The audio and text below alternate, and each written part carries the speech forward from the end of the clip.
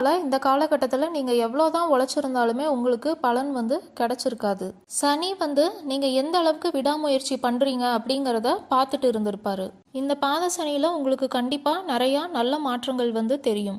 நீங்கள் வந்து எதிர்பார்த்த பலன் கிடைக்கல அப்படின்னா நீங்கள் வந்து கவலைப்பட வேண்டாம். கண்டிப்பாக சனி வந்து இந்த 2.5 ஆண்டில் உங்களுக்கு பலன் கொடுக்காம போக மாட்டார். நீங்கள் வந்து உங்களோட உழைப்பை மட்டும் நிறுத்த வேண்டாம்.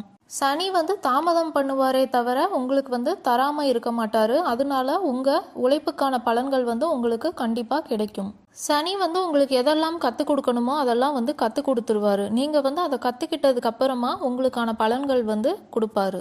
இந்த மே மாதத்துலேருந்து அடுத்த 1 வருஷத்துக்கு பார்த்தீங்கன்னா குரு பகவான் வந்து உங்களுக்கு நல்ல இடத்துக்கு வந்து வராரு.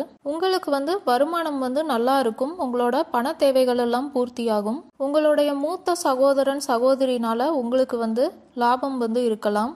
உங்களுக்கு வந்து உங்களுடைய சோஷியல் சர்க்கிள்னாலையுமே லாபம் வந்து இருக்கும். நீங்கள் சோஷியல் மீடியாவில் இருக்கீங்க, ரிசர்ச் பண்ணுறீங்க அப்படின்னா உங்களுக்கு கண்டிப்பாக லாபம் வந்து இருக்கும். இந்த காலகட்டத்தில் சனி வந்து ஜூலையிலிருந்து நவம்பர் வரைக்கும் வக்ரகதி வந்து அடைகிறாரு.